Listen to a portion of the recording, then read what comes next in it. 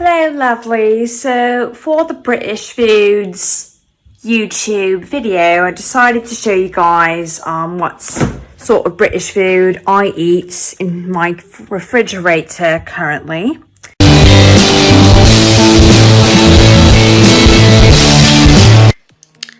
Hello guys, this is Emily from EmzDiary, and I just wanted to say welcome back to EmzDiary, your British lady, today on Fabulous Friday, and though it's actually Thriving Thursday today. Today's video will be about British foods. If you like this video, please don't forget to hit the subscribe button and the bell next to it for the notifications to get more videos every Friday. Ring a ding ding, don't forget. And also, shout out to the Dean Body Show on YouTube. Big shout out to him, as he's from Dallas, Texas. And I also wanted to shout out my amazing life coach, Rebecca Harmon, who is currently giving me some great advice on monetizing my YouTube channel. You can check out her services in the description box below, as well as the Dean Body Show. Alright, so we're going to get right to it with British foods. This is the scones that everybody loves for breakfast here in the UK. These are all wonderful scones. When I first moved here, I used to get mixed up between scones and crumpets. We also have crumpets, which I don't think I've got in my fridge at the moment. Oh, and this is cheddar cheese. This is mild white cheddar. In Britain, I've noticed they don't really have marble cheese the way that Canada does. Canada has like a mixture of cheddar and mozzarella cheese combined to make marble cheese. That's something that I've noticed that a lot of British grocery stores don't carry with them. So my personal favourite for breakfast is crumpets and scones. I love my crumpets with strawberry jam and butter or margarine, as I normally like to use. You can put either or on scones or crumpets.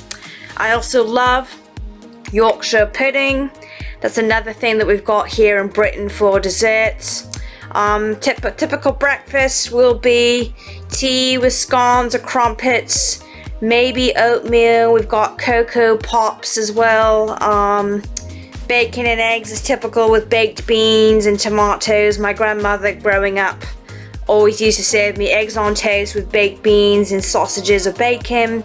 That's a typical British breakfast. You can't forget your tea, obviously. For lunch, we have amazing sandwiches at every single grocery store you can possibly imagine.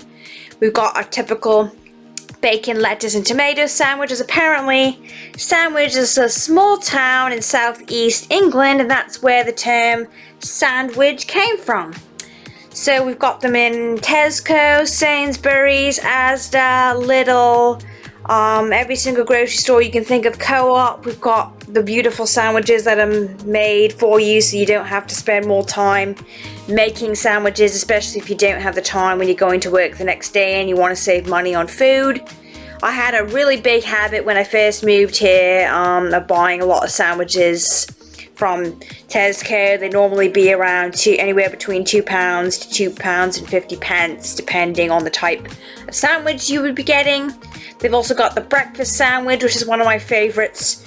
But one thing about getting certain sandwiches at grocery stores is you have to make sure you get them well before the expiration date, because sometimes there'll be leftover sandwiches and there'll only be like a day remaining before it expires. So if you want to get the best fresh sandwiches, Sainsbury's is your tip top, but obviously they're going to be a lot more expensive. Another favorite thing is toad in the hole. I kind of saw a lot of frozen dinners when I first moved here, and I was adjusting and I didn't really make much time to cook. So I saw these delicious sausages, and they kind of make it in this batter, sometimes so with potatoes or gravy. I love bangers and mash as well. Bangers and mash is great. We've got shepherd's pie, which is typical. I grew up with a lot of shepherd's pie with peas. Of course, we've got the cottage pie, which is my favorite as well. So those are typical. I also love sausage rolls, although they're not the healthiest, but they are very delicious. Sausage rolls is really yummy. So those are your typical British dinners for food. And of course, I grew up with rice pudding. I'm pretty sure that's British. That's a Christmas tradition. It's And the milk here and the dairy is a lot better than Canadian dairy. I noticed it's a different taste. I think the milk tastes a bit more pasteurized. And of course, most of our fruit is imported from Spain. As you can see in the video coming up, I'm going to show you guys what's in my fridge here, at my flat, small fridge. And I actually went out of my way to buy a big jug of milk for like 3 liters instead of like the usual 1.5, 2 liters. I know we call it pints over here. I don't know the pint system very well. I'm going to be quite honest. I don't really like maths. So I just go by liters, even though most people around here call it pints. But like I said, I don't like measurements and I don't feel like converting liters into pints. So you do the maths. To give you guys an example, this is what British milk looks like.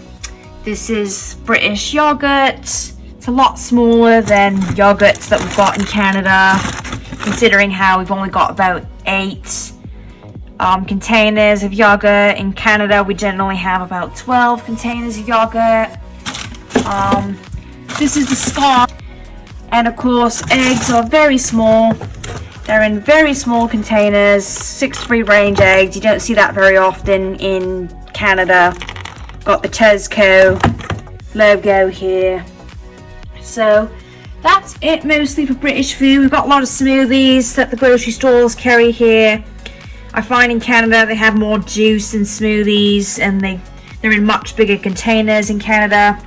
And of course, because of the sugar tax, we have most of our soft drinks are aspartame, which I'm not really a huge fan of. I don't like drinking or eating anything that has aspartame in it, mainly because of aspartame can clog your arteries and your heart veins, which I'm not really a big fan of. But I didn't know that at the time when I ordered 7-Up from Pizza Hut the other day. And yes, we do have Pizza Hut, even though it's an American franchise. We do have Pizza Hut here and Papa John's, as I mentioned in lots of my other YouTube videos, which you can check out in the British Culture playlist. Thank you guys for tuning in, and I will so that's your typical British food, guys. If I'm missing out on anything, obviously we've got our tea, our 4 o'clock tea when you go to British tea rooms. Even back in Canada, I grew up going to British tea rooms. So those are my favorite thing. The scones were great. And one thing about scones is you can't forget to have your cream. It's one thing to have your jam and your butter, but lately I've not been having cream with my scones. And I want to go to a grocery store, even though the cream's very fattening. I think that's mostly partly why I haven't been eating creams with scones, is because it's very fattening. Unless you can get maybe like fat-free cream or skimmed cream or something, it might be a bit less fattening for you. Yeah, we've also got toffee cake. I think it's called toffee cake for dessert. That's another one of my favorite desserts. That's typical British. You know, most of our food is like pretty unique. I know everyone says it's bland compared to like Italian food or other European foods like pali or whatever, but I quite enjoy our food, especially compared to North America. Europe is mostly more GMO free than North America. I find North America, especially in the States, you have a lot more GMO than you do here in the UK. I'm sure we have a bit of GMO, but I don't think it's quite as much as North America. I know the EU has certain laws about that. And the bread is also tastes better as well. I find it's mostly the dairy and the fruits and the vegetables that I prefer the taste over Canadian fruits and vegetables. Find the fruits here are a bit more fresh. The bananas taste a bit more fresh than Canadian bananas, I think because Canada has to export bananas from so far abroad that it makes it difficult for the bananas to stay fresh by the time they get to the grocery store. So that's it for now, guys. If I'm missing anything, like I said, please feel free to let me know in the comments below. If there's any more videos you guys would like me to feature in my upcoming video series on British culture, do let me know. Somebody did mention to me about talking about British universities. Although I haven't been to uni here in the UK, I went to uni back in Canada. I don't mind doing a feature on those for those of us international students who are coming over to the UK to further pursue post-secondary education. Alright guys, once again, don't forget to hit the subscribe button with the ring-a-ding-ding bell to be notified, ring-a-ding-ding, of my videos. And please stay tuned for more videos on British culture and travel vlogs every Friday, mostly 7 p.m. UK time, although sometimes it's a little bit later depending on how my week goes. So do stay tuned guys, and feel free to embed this video in any one of your websites, or if you have a blog on British culture, I'd really appreciate anybody that embeds this video on the social media posts or the website or anywhere on the internet. We would greatly appreciate it. And have yourself a wonderful rest of your weekend. Toodaloo from the British lady herself.